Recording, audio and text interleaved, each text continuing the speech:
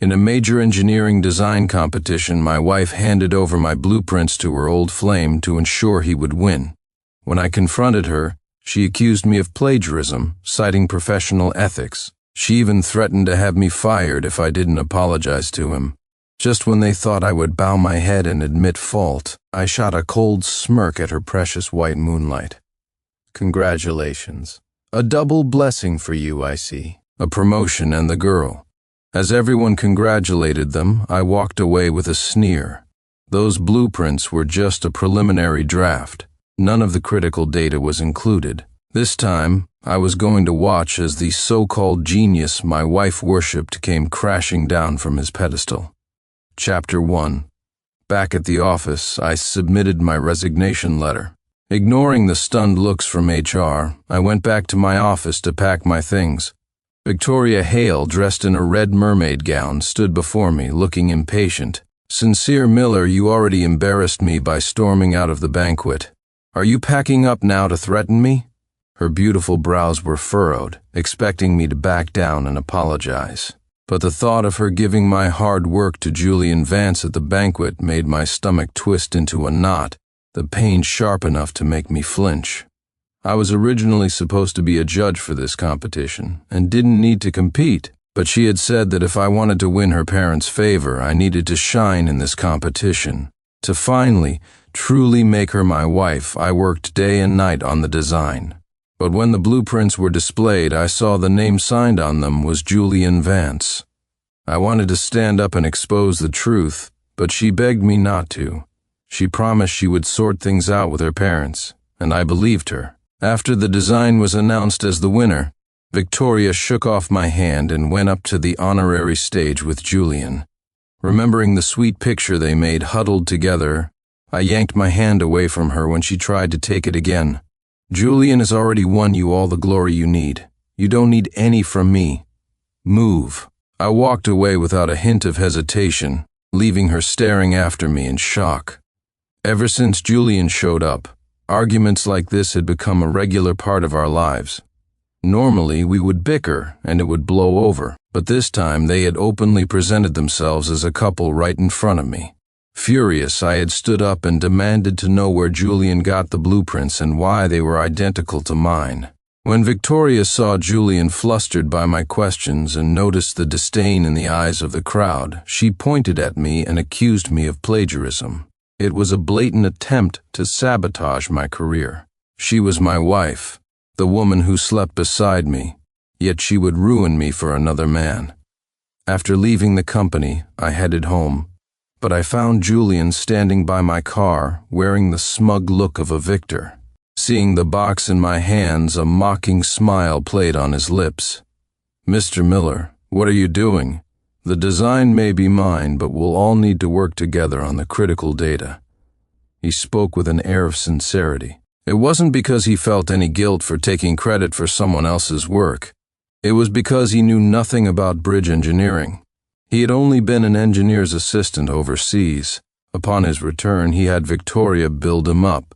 He'd completely forgotten the limits of his own abilities. This act now was just a pathetic attempt to cover his own incompetence.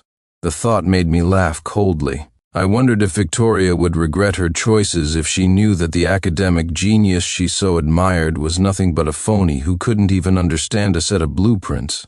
I ignored his friendly overture and walked past him to the driver's side door. Julian was clearly not expecting to be ignored. His face fell, and he quickly held out an emerald green bracelet to me. "Mr. Miller, Vicky accidentally dropped this the other day. Could you give it back to her tonight?" He put a heavy emphasis on the word accidentally. That bracelet could only be taken off with significant effort. His emphasis was meant to make sure I understood exactly what had happened. I gave a bitter smile and carefully took the bracelet. It was a family heirloom, passed down to the daughters-in-law in my family. When I proposed, I had made a special trip home to get it from my mother to show the depth of my commitment. Victoria had been so surprised when she saw it. The moment she put it on, I felt it was made for her. But a while ago, she told me she had slipped and fallen, and the bracelet had shattered. I never imagined she had taken it off herself. So, how many other things had she lied to me about? The moment I took the bracelet, Julian stumbled backward and sat clumsily on the ground. Mr. Miller, I've already apologized and thanked you. There's no need to be so aggressive. As I stood there confused, I heard the click of high heels behind me. It all clicked into place. I looked at Julian with utter contempt. To think he would stoop to using such a petty womanly trick on me. How pathetic. Before I could react, a sharp slap landed on my face. Victoria spun around, bent down to help Julian up, and then glared at me, her eyes wide with rage. Sincere, that's enough. I told you I'd help you change my parents' minds. Why do you have to keep bothering Julian? She didn't ask for my side of the story. She had never even considered believing me. Chapter 2. I didn't try to explain. I just held up the bracelet, gave her one last look, and left. In the rearview mirror, I saw her face go pale, and my heart, against all reason, ached. I silently cursed myself for being so spineless. I only had myself to blame for the pain I was feeling now. When we got married, Victoria had hidden it from her parents. No matter how I tried to persuade her, she refused to let our parents meet. I wanted to wait, but we ended up sleeping together that day. With no other choice, we got our marriage license without her parents' knowledge. For a long time after, I still hadn't earned their approval. Thinking back now, everything she did was unconventional. It was probably all to pave the way for Julian's return. By the time my thoughts settled, I was sitting in my living room. My gaze drifted, landing on all the corners of the house that held memories of the love Victoria and I once shared. The kitchen was where we used to flirt. Whenever I cooked for her, she would sit on the counter, wearing my shirt, her legs swinging as she waited. Those long, slender legs were intoxicatingly beautiful. Just then, a notification pinged. Victoria's social media account had a new post. The sound shattered the silence in the house and my memories along with it. With a trembling hand, I opened it. It was a selfie of Julian lying on a sofa. In the background, Victoria's silhouette was visible, busy in the kitchen. The caption read, "After all this time, it's still us. It's nice to have someone who cares." The smug, triumphant tone was a stark contrast to my own desolation. In our 3 years of marriage, I had never let Victoria do a single chore. But now she was willingly waiting on another man. In a fit of rage, I commented directly on her post.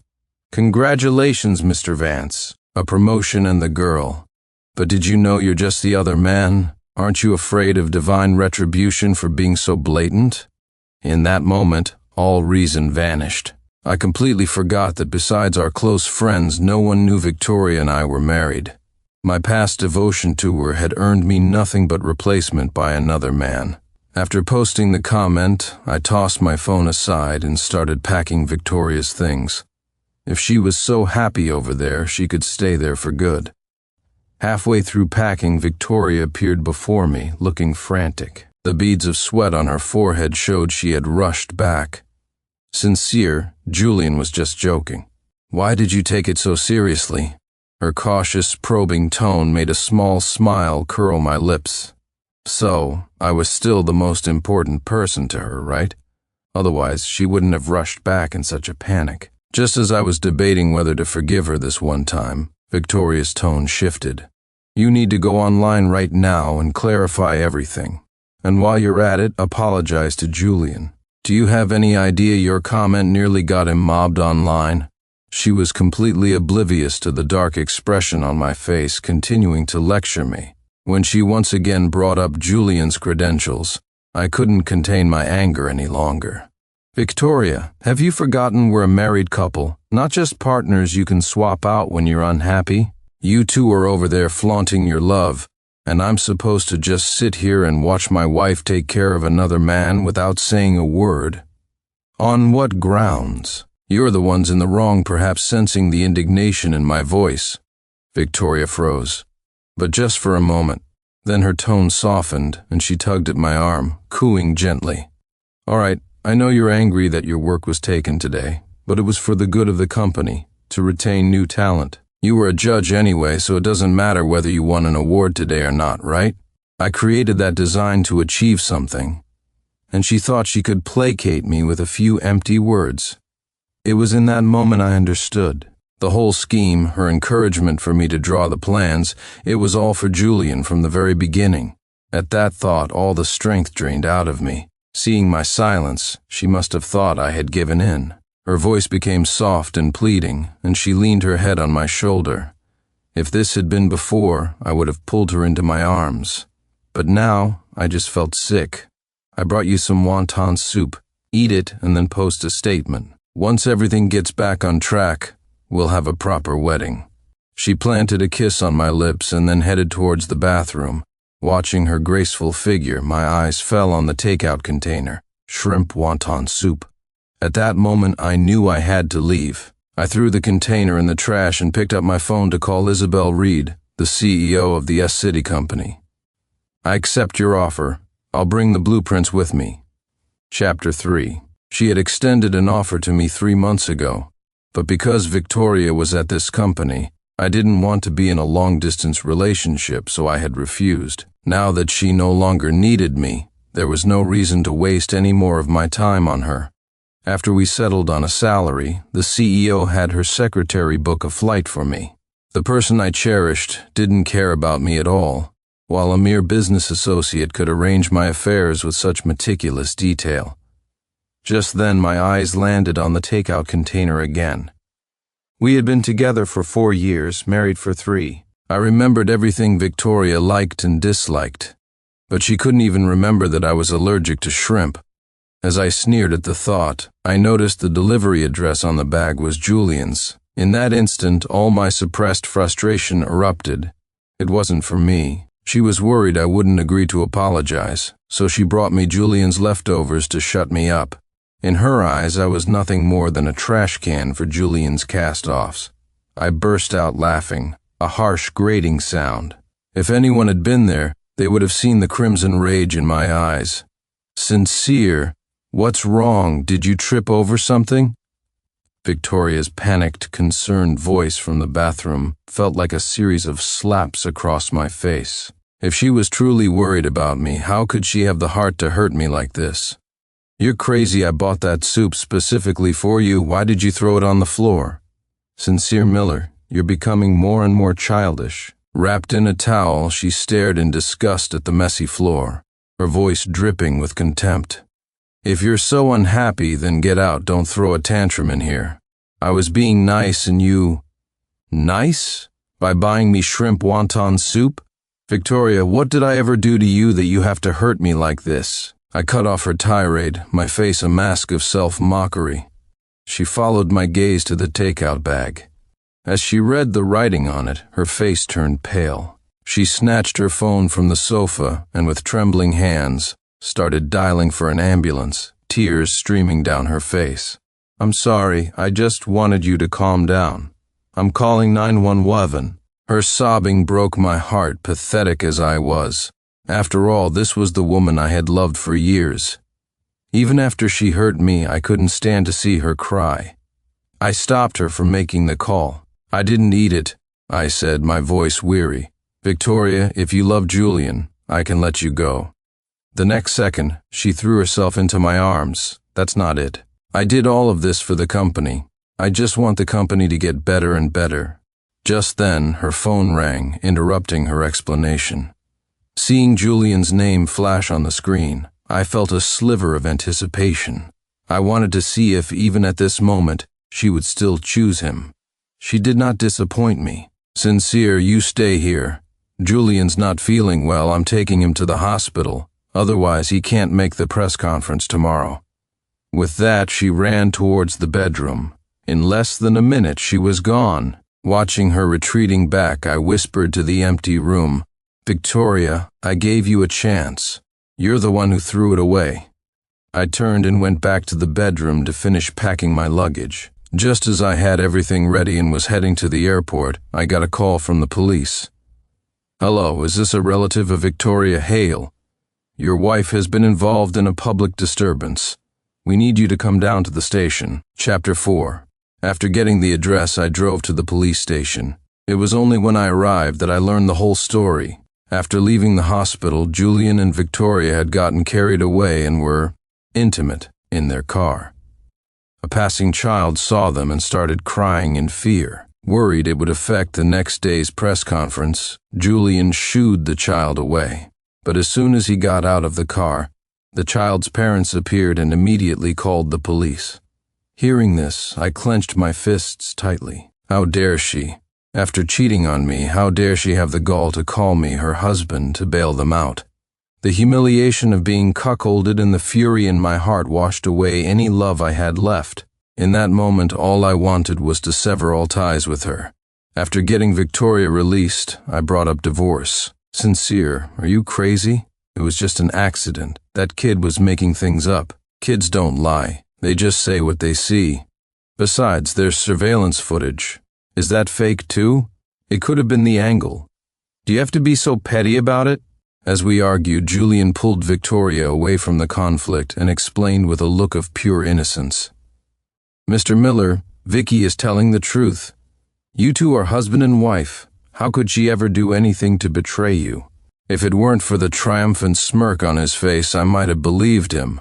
But now that my last line had been crossed, my patience was gone. Victoria, either we divorce or I sue. Your choice. With that, I turned and walked away. On the way home, I called the CEO. I needed to make a clean break before I could leave. I had thought that after the press conference, Victoria would have time to discuss the divorce with me. I never expected the press conference to descend into chaos the moment it began. Just before it started, an overseas company unveiled the exact same design but with complete detailed data. The moment the conference began, they publicly accused our company of plagiarism. This move threw the company and everyone present into a panic. No one knew what to do. In her desperation, Victoria called me, begging for a solution. Hearing the tremor in her voice, I let out a cold laugh. She was so arrogant when she stole my work. Why so humble now? Too bad. I wasn't going to help her again. I resigned on the day of the competition. What happens to the company, good or bad, has nothing to do with me anymore. Victoria was stunned. She had never thought I would actually leave. After a moment of silence, she exploded. Sincere Miller, what time is it for you to be throwing a tantrum? Don't you know that if this isn't handled, both Julian and I will be thrown out of the company? The thought of that scene made me chuckle. And what does that have to do with me? With that, I hung up the phone. But in the next moment I was already heading towards the company. I knew Julian too well. When cornered, he would definitely throw me under the bus and claim I was the one who drew the plans. If that happened, they would truly destroy me. Just as I thought, as I reached the company entrance, I heard Julian shouting.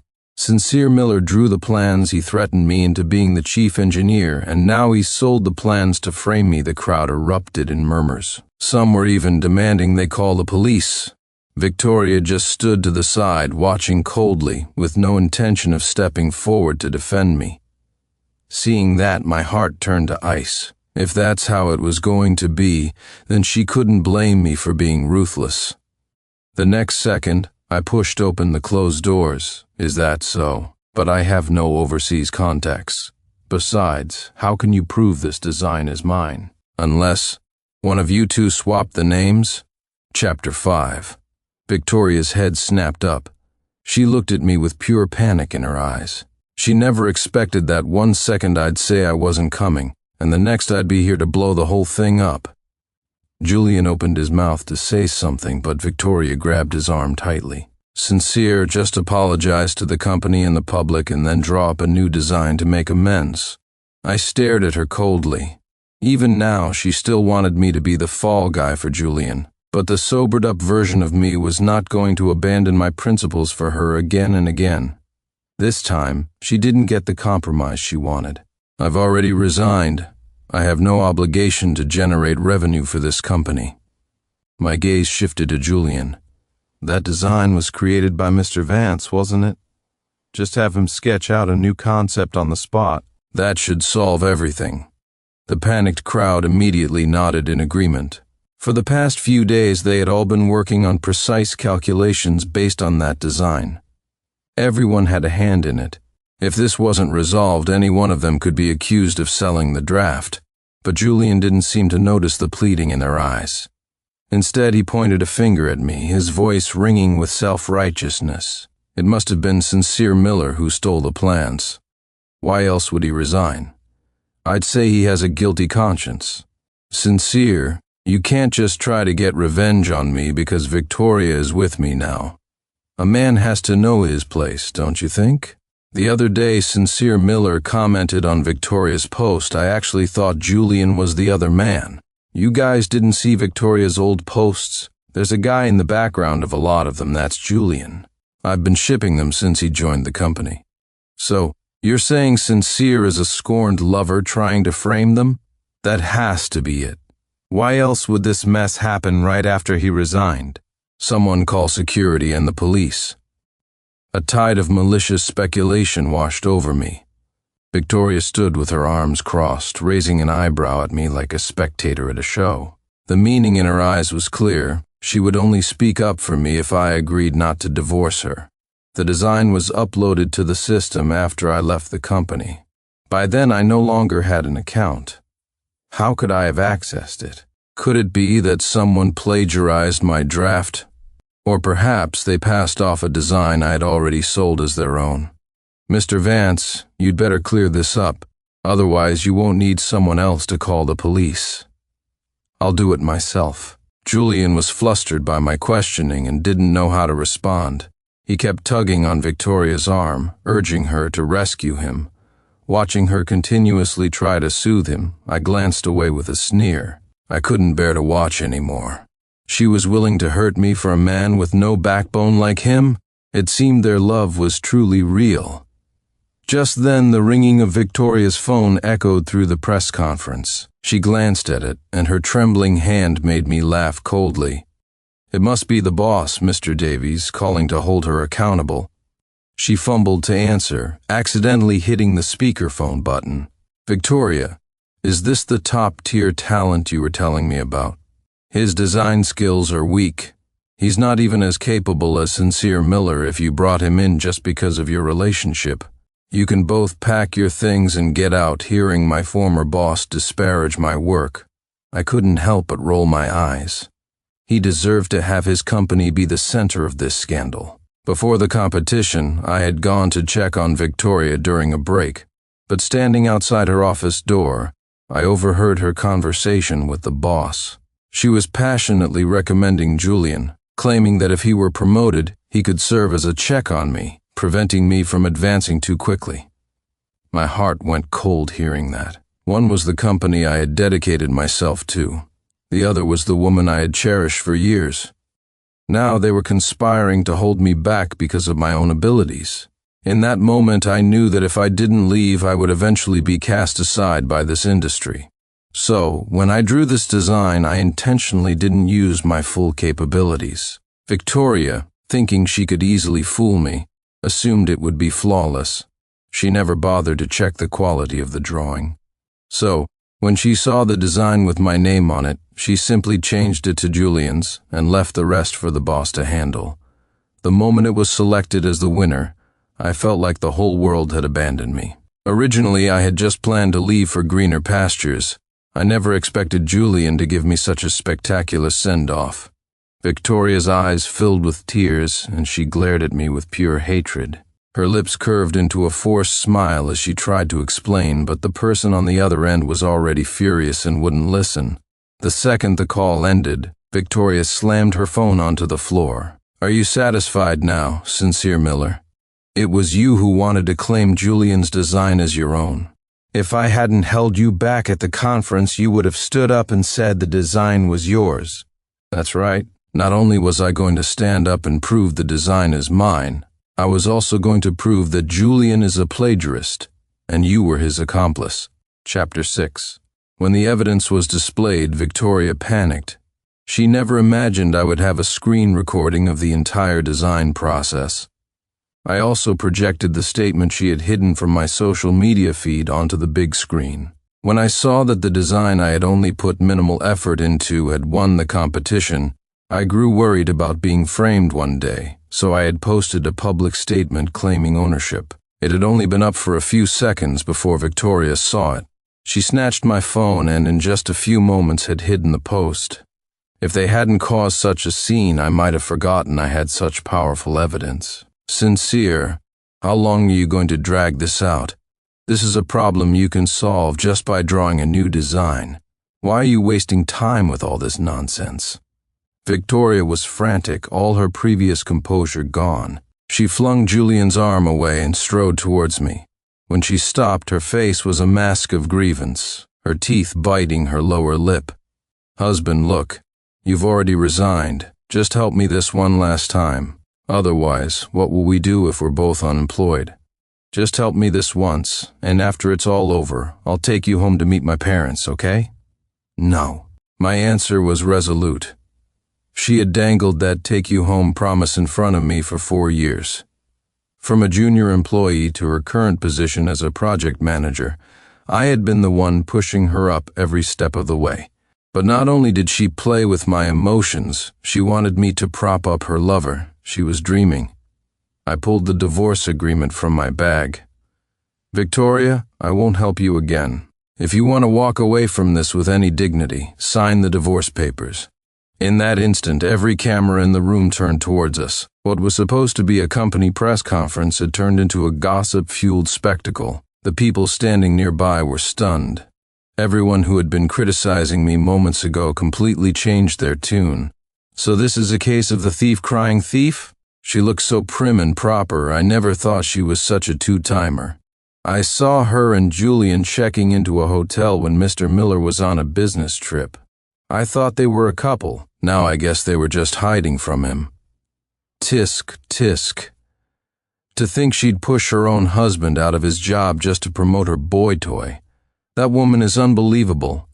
Seriously, I'm starting to worry if this whole company's going to go under with people like her in charge. Hearing the crowd's disgust, Victoria's face grew paler and paler.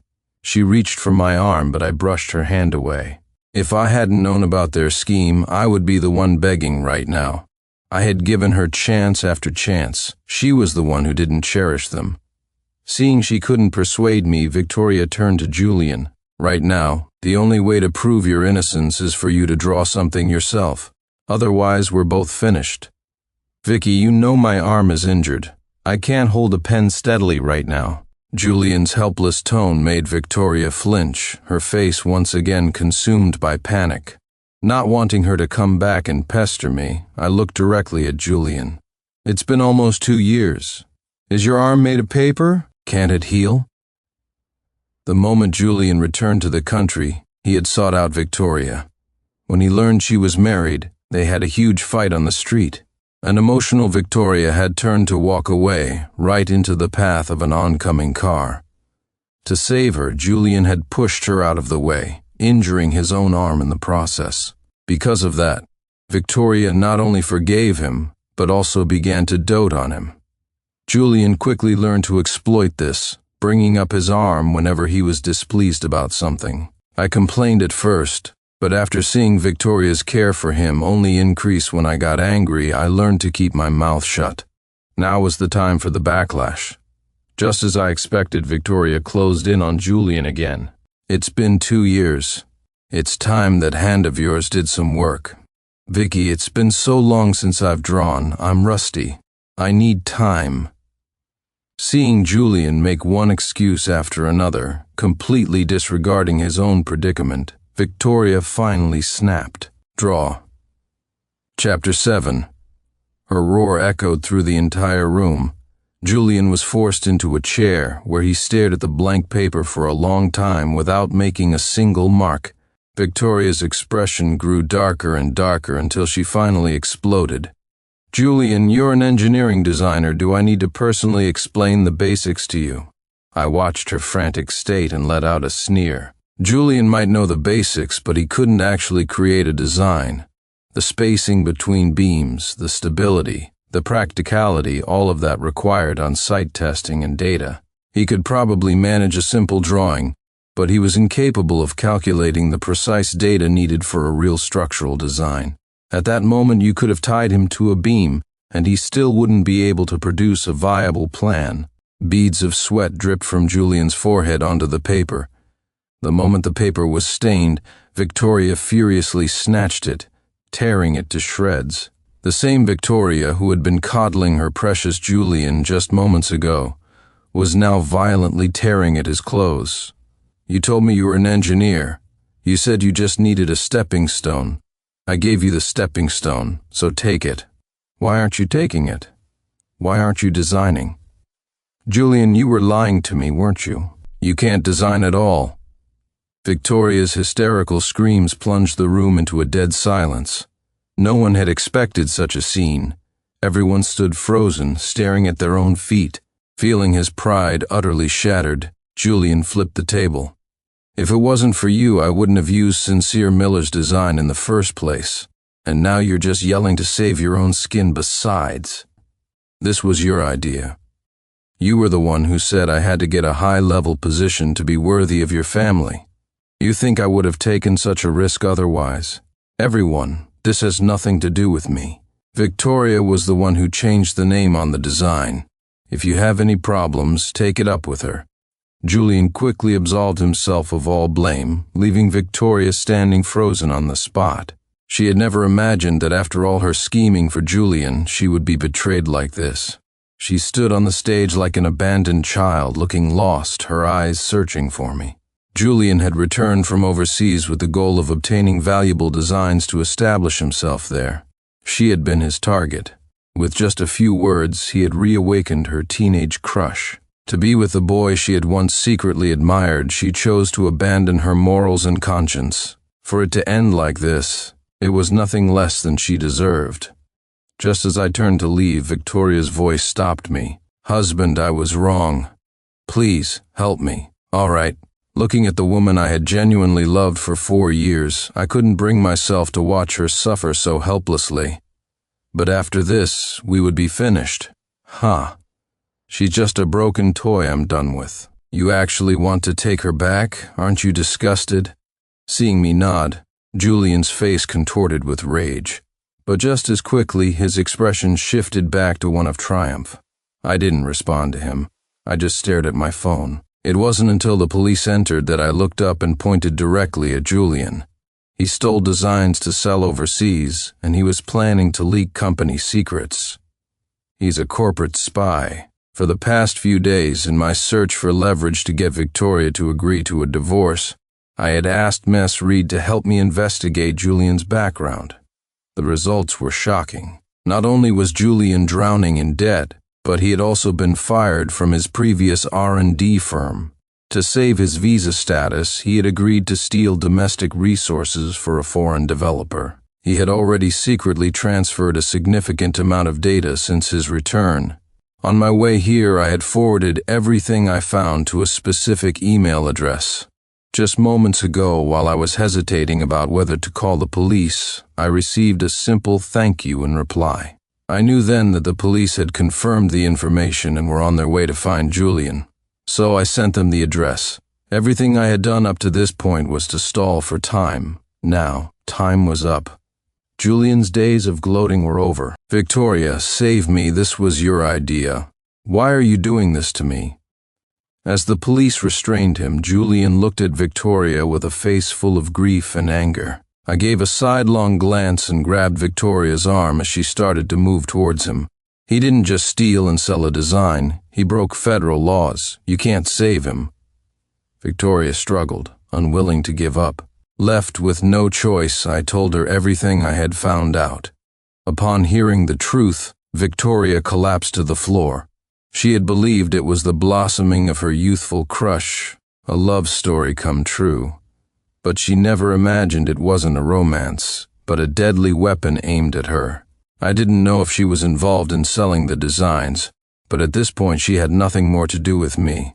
As I was speaking with the police, Victoria slowly rose to her feet and slapped Julian hard across the face. I trusted you so much, I schemed for you, I ended my marriage for you, and you lied to me for a moment. I really wanted to divorce him and run away with you to the ends of the earth. But you're a traitor to your country. Victoria was consumed by hatred, tearing and clawing at Julian. We all pretended not to see. Ignoring Julian's pleas, she kicked him again and again, venting her fury and despair. It was only when Julian could no longer get up that Victoria turned to us, her face a mask of grim determination. "Officers, I know where you can find the evidence you need. No, Victoria, you can't do this. If you dare give them my location, I will never forgive you for as long as I live." Julian screamed at her, only to be met with the heel of Victoria's shoe. Both Julian and Victoria were taken away by the police. I took one last look at the place where I had once worked so hard and turned to leave. Just as I stepped out of the company's main entrance, I saw Isabel Reed standing there, waiting. I looked at her, confused. "Ms. Reed, what are you doing here?" Isabel laughed. "I thought your boss wasn't going to let you go, so I came to get you myself." Her teasing reminded me that I had only told her I would arrive the next day. I hadn't expected to be tied up for several days. I apologized profusely, telling her I was ready to leave with her right now. "No rush. First, take me to see your designs and the projects you've poured your heart into. That's what I'm most interested in." She was so straightforward, without a hint of pretense. I readily agreed. Chapter 8. For the next few days, apart from dealing with the divorce, I spent my time exploring various sites with Isabel. Her insights gave me a flood of inspiration. I was eager to get all the ideas in my head down on paper and bring them to life. But Victoria still hadn't agreed to the divorce. Even if I created new designs, they would be marred by our shared assets. After she refused for the third time, I had no choice but to hire a lawyer. Victoria, who had been dodging my divorce papers by disappearing, finally called me after the lawyer contacted her. "Sincere, I know I was wrong. Can we please not get a divorce? These past few days I've been thinking a lot about us, about all the little moments, and I realize that you're the one I've always loved. Everyone makes mistakes, but I swear I'll change. Please, just give me one more chance." Her voice was choked with sobs, her words filled with regret. But I had given her chances. She was the one who didn't cherish them. Now I was ready to start my own life, and her presence would only be a constant reminder of the painful past. "Victoria, I was standing outside when you and the boss were plotting to use Julian to hold me back. I heard you talk about how disposable I was. Why would I ever take back someone who despises me? Sign the divorce papers. It's the most dignified way for both of us to move on." My patient persuasion didn't work. She hung up on me again. I didn't care anymore. After I left, my lawyer would handle everything. Just as Isabel and I were about to head to the airport to fly to West City, Victoria appeared and blocked my path. She pointed a finger at Isabel, her eyes full of resentment as she looked at me. "You want to divorce me because of her, don't you? Sincere Miller, I'm telling you I will not agree." This is adultery. Sensing her aggressive tone wasn't working, she quickly added an apology. When I didn't respond, she looked like she was about to drop to her knees and beg. Anticipating her move, I quickly grabbed her and held her up. "Victoria, there's no reason for us to continue, and you don't want me to send those pictures of you and Julian in bed to everyone, do you?" Julian had sent them to me the night of the banquet just to provoke me. Even though I knew Victoria had betrayed me, I never wanted to use something like that to threaten a woman. But now I just wanted to end this relationship as quickly as possible, by any means necessary. Victoria stubbornly denied it. To make her accept reality, I held my phone up in front of her face. "If you sign the divorce papers, I'll delete them. Otherwise, I'll send them to your parents." Her parents were Victoria's weak spot. That one sentence was all it took. She nodded and agreed to sign the papers. We didn't make our flight that day. The next day, we went and got our divorce certificate. The moment I held that document in my hand, a wave of relief washed over me. I let go of everything that had happened. From now on, I was just me, no longer burdened by anyone else's drama. "Sincere, can we start over? As if none of this ever happened?" No. Chapter 9. The next day, I boarded the plane with Isabel and headed for S City. It wasn't until we took off that my heart finally settled. As we were boarding, Victoria had stopped me again, this time with my former boss, Mr. Davies, in tow. One was pleading with me to come back to the company, the other wanted to follow me wherever I went. I refused them both. The boss, enraged, shoved Victoria aside. "You're fired. Don't ever come back."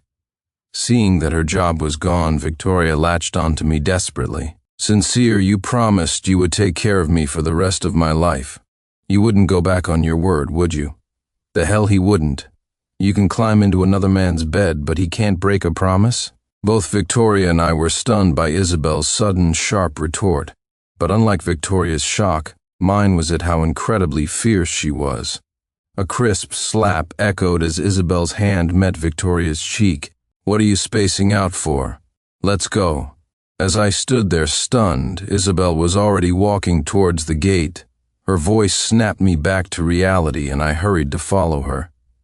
Isabel took me directly to the company. My position was the same as before, so I settled in quickly. On my second day, I presented my old portfolio of designs.